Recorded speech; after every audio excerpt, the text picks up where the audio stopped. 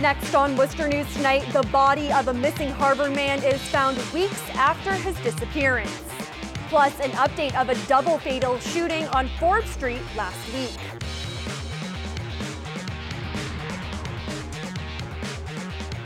Good evening. Thanks for joining us. I'm Olivia Lemon. We begin tonight with breaking news. Police say the body pulled from the Charles River earlier tonight is that of Zachary Mar. The Harvard native went missing several weeks ago after celebrating his birthday. He went missing after leaving a bar in Boston. Alicia Rodriguez has the story. A sad end to the search for a missing man from Harvard, Massachusetts. The body of 22-year-old Zachary Mar was found at the Charles River Locks Tuesday evening. Someone passing through Paul Revere Park made the tragic discovery, and the State Police Marine Unit responded. It is the same area State Police searched shortly after Mar disappeared in February. Video given to the Boston Police Department showed him going into the water. Mar was last seen February 13th, stepping outside of the Bell in Hand Tavern near Faneuil Hall to smoke a cigarette. He was in the city celebrating his birthday with his cousins. They say he walked out just before 1:30 a.m. into the frigid night without a coat. His worried family soon after plastered flyers around the city hoping someone had information that would help them find Mar alive. But Boston police say that surveillance video they reviewed showed Mar's last moments and left them believing there was no foul play. The Suffolk County District Attorney's Office says their preliminary evidence does not show any violent trauma, but an autopsy will be performed to determine how he died. Again, at this point, Boston police say they have no reason to believe there was any foul play involved here, but their investigation will remain open until the results of his autopsy are revealed. Worcester police say they do not believe the double homicide shooting on Forbes Street last week was a random act. Police say it appears the victims were targeted. Jessica McEwen and Alex Laura were shot and killed last Thursday in a Forbes Street apartment. A memorial still stands outside of the apartment tonight. As the investigation continues, police are optimistic they will find the people responsible for the shooting. People who live in the area say they feel safer knowing it was a targeted crime. Since I just moved in here in October and I have small children, so I really hope that the WPD does make their presence known in this area. Police Chief Gary Jem says in a statement Tuesday, an overall review of crime in the city for the first 2 months of this year are not showing any significant trends. However, there are pockets in the city based on the data review that require redirecting resources. Jem says these areas will become design tactical response areas. City Clerk David Rushford announces he is retiring after almost 2 decades in the position. Rushford notified city councilors of his plans in a letter at tonight's city council meeting. He is in the middle of his 9th 2-year term as city clerk. Rushford has filed papers with the Worcester Retirement Board, which is scheduled to take up his petition on April 14th. Rushford says after 37 years of service, it's time for him to forge a new path for him and his family. Rushford recommends Assistant City Clerk Susan Ledoux be appointed his successor. The City Council is responsible for filing the City Clerk position. The search for the new superintendent has come to an end. The school committee voted for South High School principal Maureen Benenda. Benenda tells us she is looking forward to her new role. Tim McCone caught up with her today and has more. Maureen Benenda is at her desk at South High School Tuesday.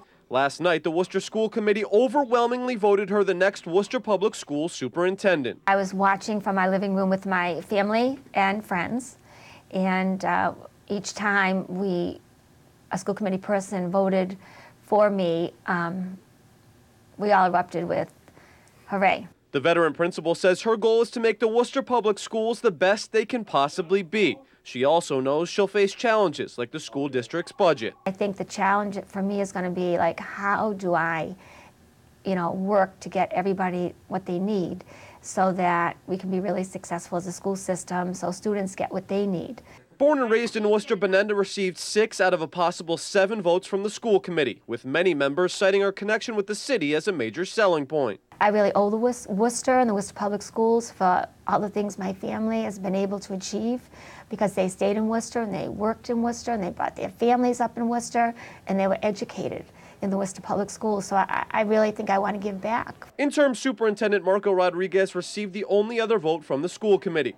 Benenda says they have known each other for more than 30 years, and together they can make a real difference. Together, we could really bring the school system around. And I'm really hoping that he stays, and I'm really looking forward to working with him in a different role than what I have right now. Benenda has spent 38 years at South, serving in many different roles, and says while her office is moving, her relationships at the school aren't changing at all. The things I learned here, I'll take with me forever. And the people that I've met, the faculty, and also the students, that I'll still continue my relationship with them. Tim McCone, Worcester News Tonight. Thank you, Tim. Becker College's game design program is now ranked 5th in Princeton Review's ranking of the top 50 undergrad schools worldwide to study game design. The college was ranked 9th in the world. This is the 7th consecutive year Becker has been top ranked for game design by the Princeton Review. The review chooses the schools based on a survey it conducted of 150 institutions that offer game design coursework and degrees in the United States, Canada, and even some countries abroad.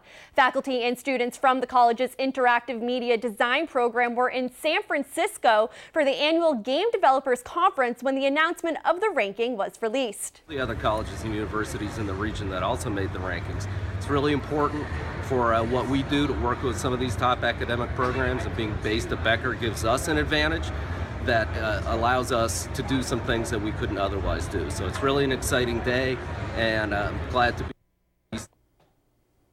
Governor Charlie Baker signed a new opioid bill into law Monday morning. Stats show that 4 people a day in Massachusetts are dying from overdoses. The new law is aimed at helping this growing epidemic. Brittany Schaefer spoke to members of the Central Mass community who deal with the issue firsthand and has their reaction.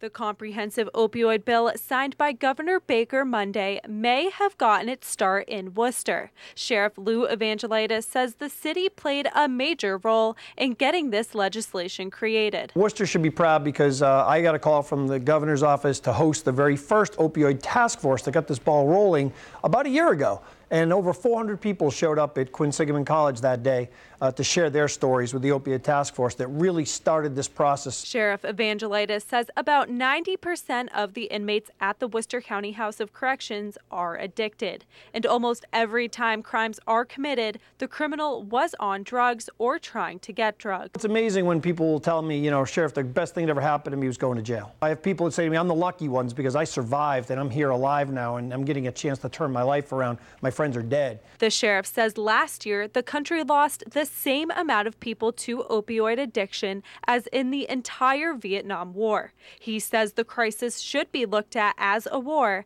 and this bill will help. Just a horrific heroin problem right now, which is the end of the line in drugs, and it's really killing people. We're losing people 4 a day in Massachusetts. This legislation being signed into law, it's so needed in our community. We know that the rate of substance use in Massachusetts may be higher than in other states. The new law will limit opioid prescriptions to a 1-week supply for first-time patients. Also, parents will be notified of an overdose regardless of age and given information on how to help their child. I have had to deal with many parents, and I know that they probably are always in the dark to the extent of the amount of substances. The legislation will also require a follow-up evaluation and continued care for overdose patients who are treated in the emergency room. I think this push will bring our awareness to it, that's a very important part of the process, is to have them to continue in treatment. Brittany Schaefer, Worcester News Tonight.